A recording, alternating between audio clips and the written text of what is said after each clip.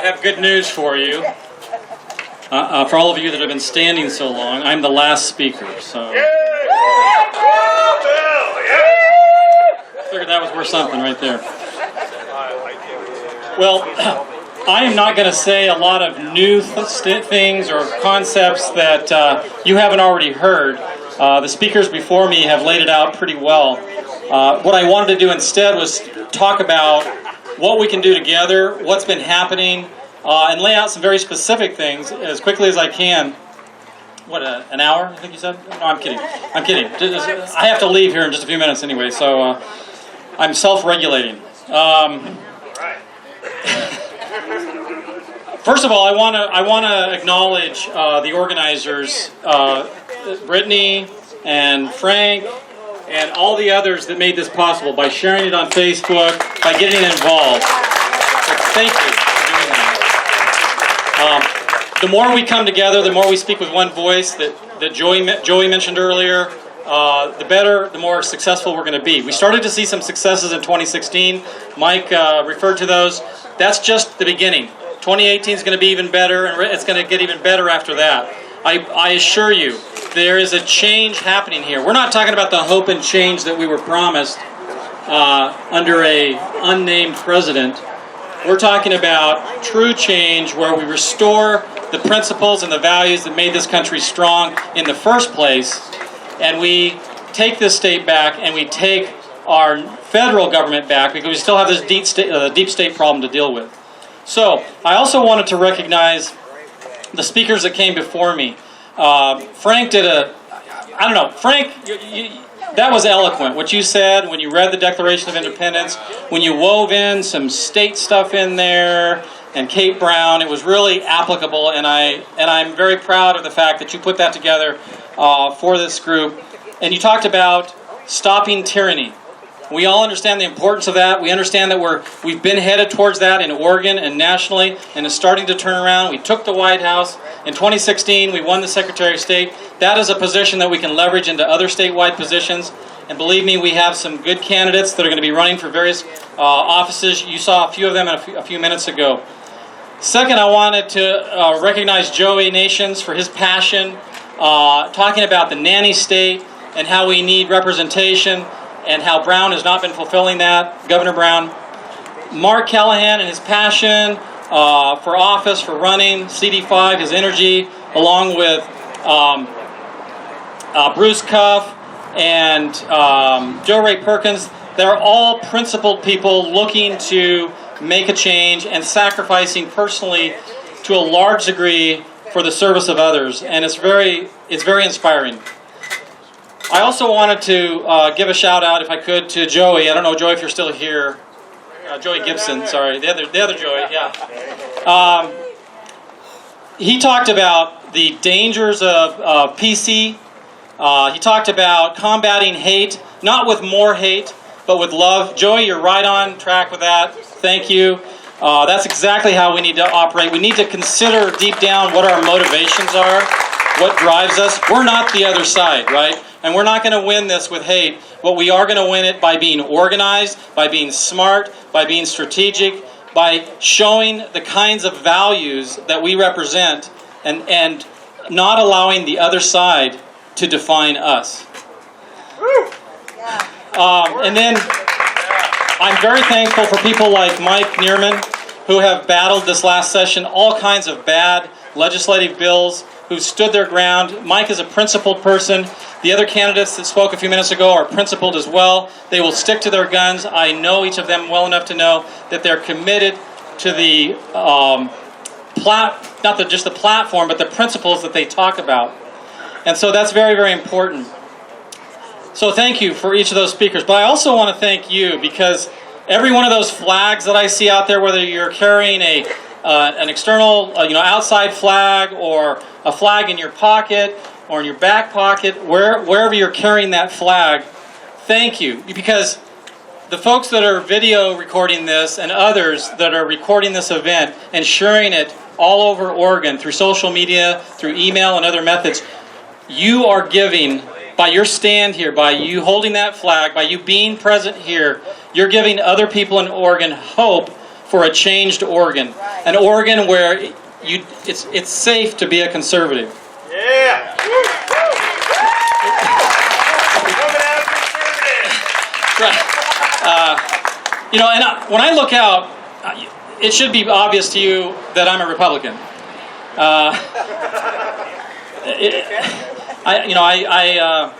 But I'm not a Republican because I love the letter R, any more than you're a conservative because you love the letter C, or whatever it might be. I'm a Republican because the ideals that we stand for as Republicans most closely match my personal ideals. Just like you've chosen to align yourself with an organization based on its ideals, or at least I hope you have.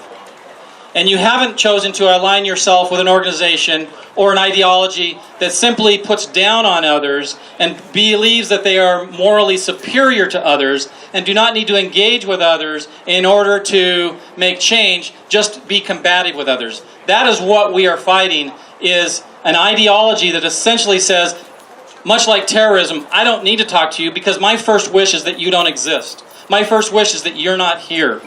And that is not a succeeding ideology. We will ultimately win. Yeah. So thank you. Thank you for each one of you taking the time and being involved. It's been mentioned about being a PCP. Several people brought that up. Get involved in your local county party. Talk to me. I have to run right after I get done, but there's got to be a way to connect, maybe through Brittany or Frank. You can learn how to become a PC and become active as a party member. It's an important role. It's the grassroots of our party, and it sets the direction of all of the actions we take. Everything I do is based on the collective decision of the PCPs in Oregon, and so it's a very important role. The other thing that I thought was fantastic as I listened to the earlier speakers was how you're all speaking with one voice, that we're starting as Oregonians to speak with one voice. Right? The people are starting to hear us. Prior to 2016, there was a real challenge getting different conservative organizations, whether it was social issues groups, constitutional issues groups, the party, candidates running for office. It was hard to get everybody on the same page, working together with one voice. That's changing. We're recognizing that we can't operate separately. I have one phrase I would like you to take home with you, one thing that you would remember out of everything I say, and that is this. Working together equals winning together. If we work together, we can and will win. If you think about the last few elections and not only our candidates, but the measures on the ballot, we are winning despite the 11-point advantage in voter registration that Democrats have. We are winning. Wow. Yes, we would love to have more Republicans registered than Democrats in Oregon. That is important, and we need to work towards that goal. But it is not a requirement to win. We have to win the hearts and the minds of the people, just like Joey was saying. And people respect you when you're genuine and when you're sincere and when you're motivated by honorable intentions. And we have that. We have that high ground, and we're never going to give it up.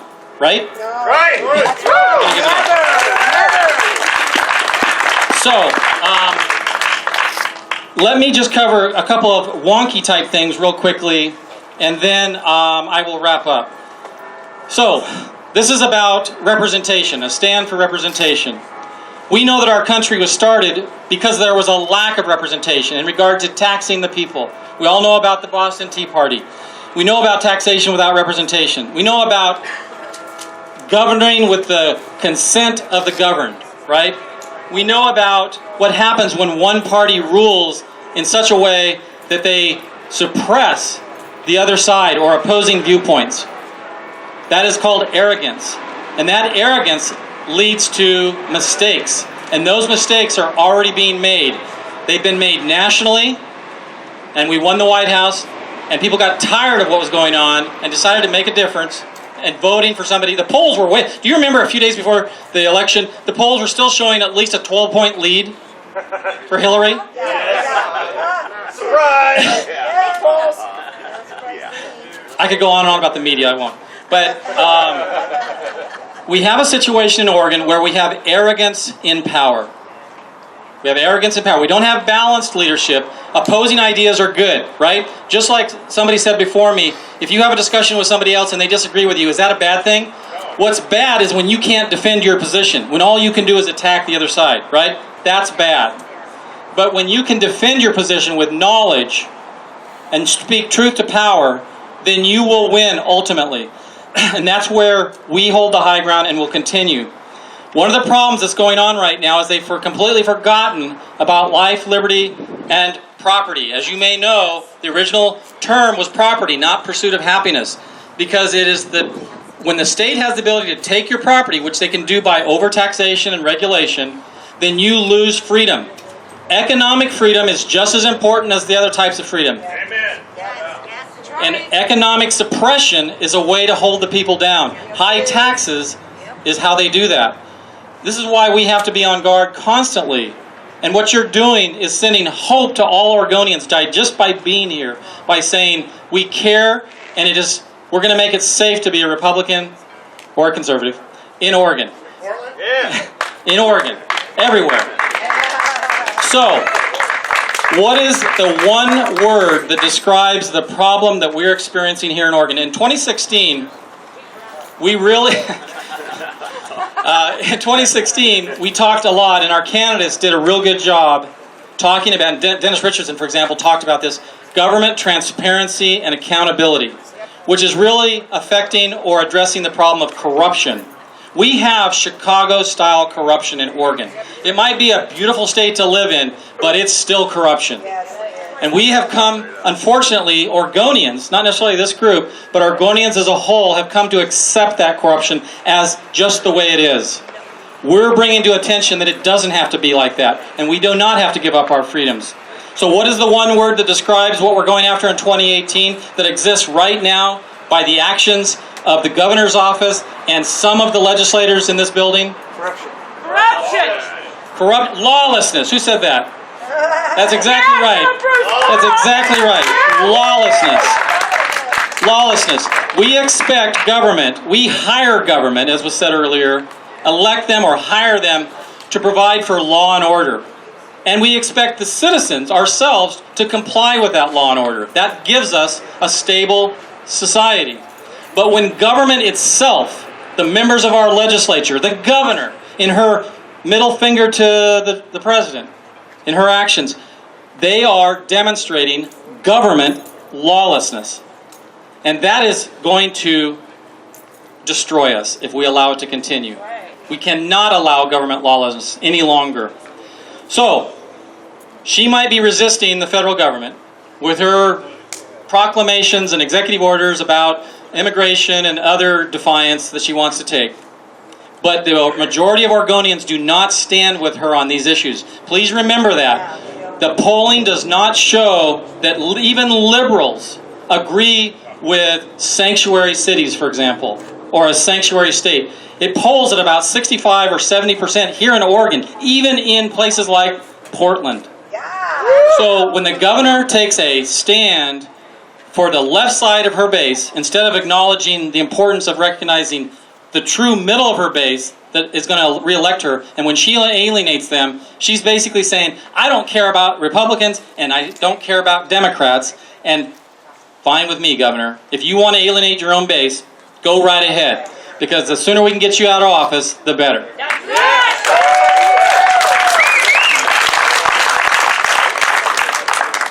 You know, I don't know if you've been following our press releases. If you haven't, and I'll do a quick plug here, if you go to Oregon.gop, up at the top, so Oregon.gop at the top, there's a newsroom link. If you click on the newsroom, you'll see that we've been putting out dozens of press releases. We've been going after the Mayor Wheeler on the riots. We've been going after the judge that let the criminal illegal alien out the back door. We just went after the SEIU for $11 million in misreporting of campaign finances. This is all examples of lawlessness, and we are going to bring it all together, all of us working together on that theme. I'm hoping you'll join me in that theme of saying we've got to stop this lawlessness, and the only way to do it is to replace these people in office with those who respect the Constitution and respect our laws and do not look after only their own interests.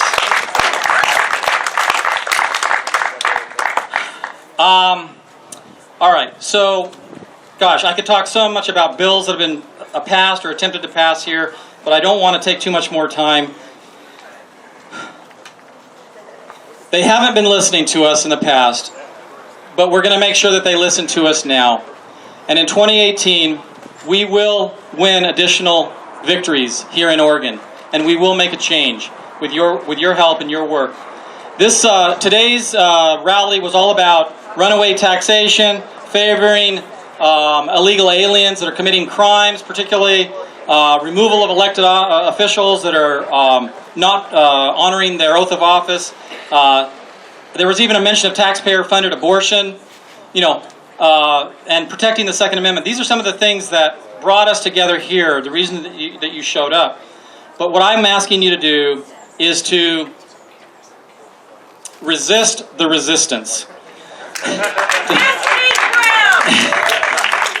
I'm asking you to point out the political posturing, grandstanding, resistance, and obstruction of those who would get in the way of the application of law here in Oregon and federally, and really destroy the fabric of our society. It's basically anarchy. So, we are the people. We the people, I saw it on somebody's shirt earlier, we the people will not stand for this to continue.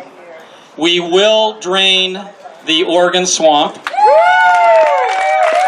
I feel like I should have my red hat on when I say that. And we are going to not only make America great again and make Oregon great again, we're going to make Oregon lawful again. So, thank you for everything that you do. God bless U.S., Oregon, and you for being here. Have a great afternoon.